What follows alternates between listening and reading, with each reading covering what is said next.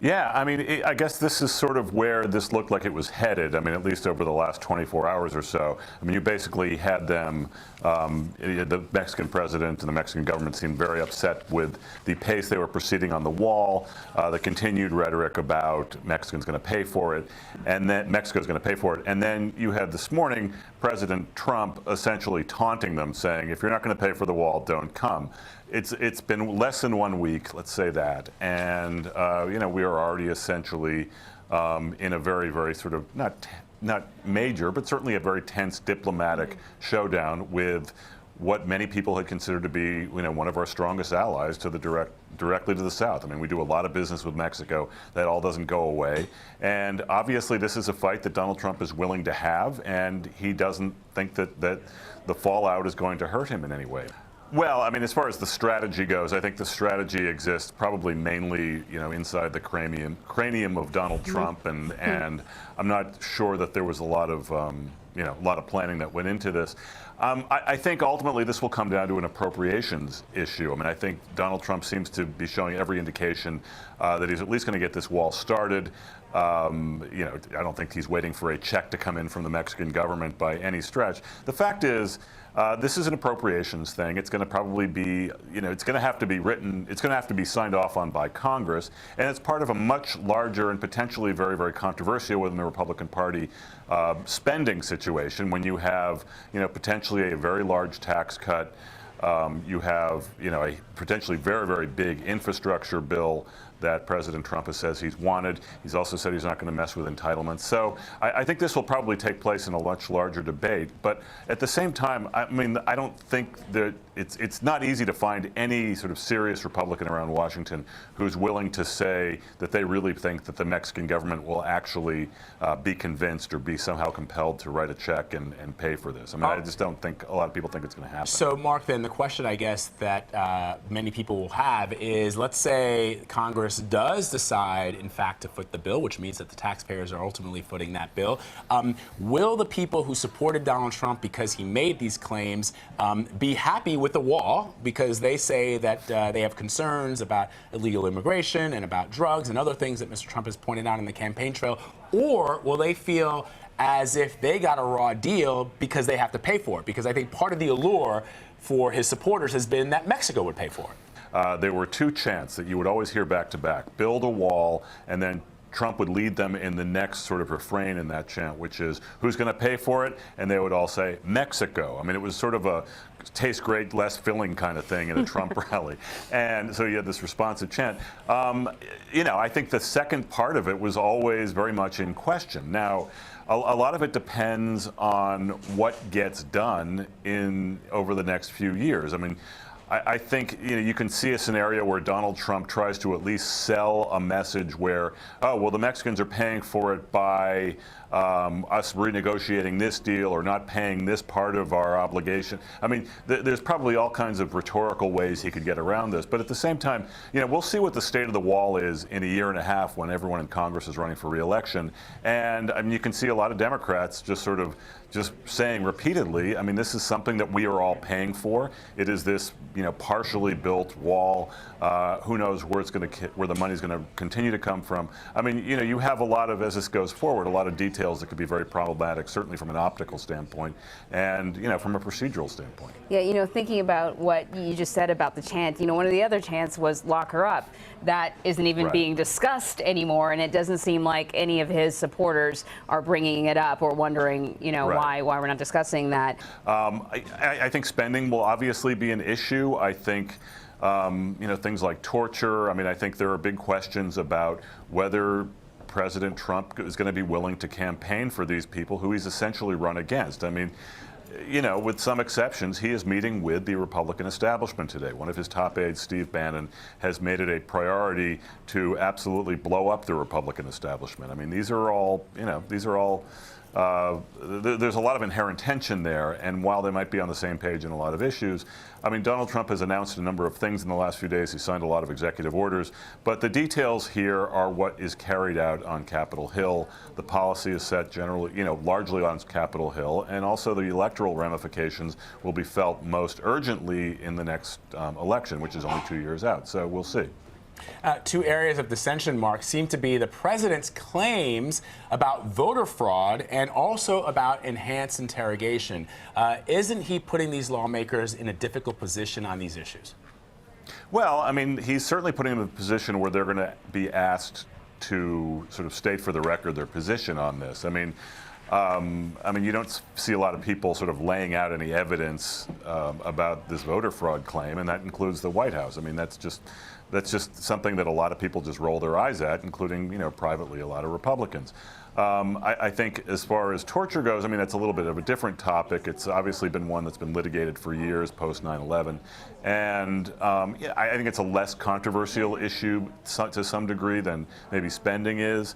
But again, I mean, this is something that's going to involve the Justice Department. It's going to be something that involves the Defense Department. I mean, I think the bigger source of tension there is that Secretary of Defense Mattis is on record as being a big opponent of torture, and we'll see where that policy goes. So, look, there's a lot of range of issues that could come up today. I imagine, I mean, depending on how candid it gets, it could get a little heated. We started to see, and I don't know if this is scientific yet, but that we've started to see the president reacting to things that he actually sees on television in real time almost. And some people have posited that his tweets about, sending the federal government into Chicago is based off of some of his viewing habits. Right. What do you make of that paradigm, this new world that we're living in?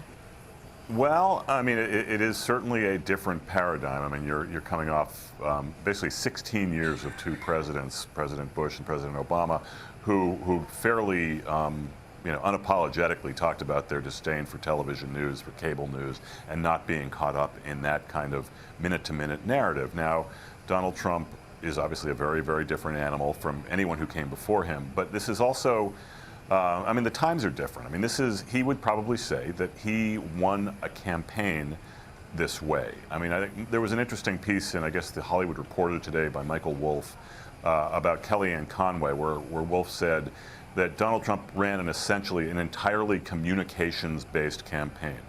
Didn't really bother with polling, didn't really bother with field organization. And, I think today to be communications-based is basically to just sort of monitor all this electronic noise and this barrage. And what's unique about this is you typically have had staff people to do this, but now you have the principal himself doing it and seemingly reacting, pretty impulsively. So, yeah, I mean, it makes things unpredictable, that's for sure. The groundswell of support that he engendered during his very historic, and let's not forget, this was a historic election. You were just pointing out in the way that he communicated with his supporters. He defeated the Clinton machine. He defeated all of those other Republican, what he called combatants yesterday in that interview with David Muir. But still, I wonder, knowing what we now know about Donald Trump, that he himself is combative, that he doesn't like to back down, what that really means. Well, schedule something for the future would mean that you're going back to Mexico and saying, all right, maybe we were a little tough about the way we were talking, and let's figure out a way to get something done. Trump could say that I got them to concede A, B, or C when in fact they didn't do any such thing. I mean, I think, maybe he sees this in the guise of like starting with a firm position and then going forward.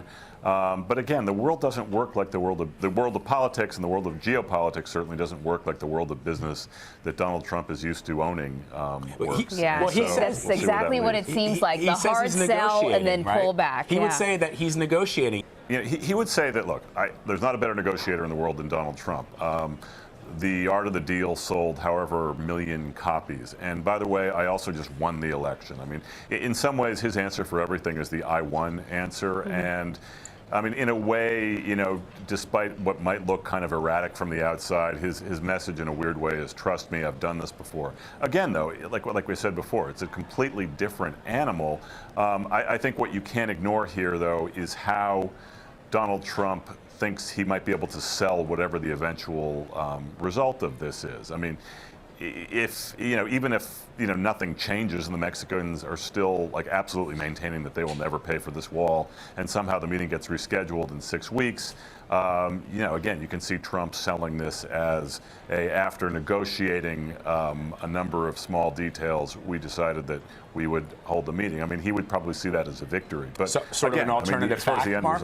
Would that be an alternative? Well, I don't know if it's an alternative fact, but it's salesmanship. I mean, I mean, it sort of depends what the details are here, but it's salesmanship. I mean, he thinks that, you know, the other big part of this is how you communicate what actually happened. I mean, he actually is, you know, now seemingly in an ongoing effort to communicate that he actually won the popular vote in the 2016 election. Now, is that an alternative fact? Yeah, it is, because he didn't win the popular vote, but a lot of his supporters think so, and I think largely it's because he's been kind of driving a narrative saying that he in fact did, if not for these, you know, supposedly illegal voters. So, I don't know. I mean, this is always a big part of the equation with him.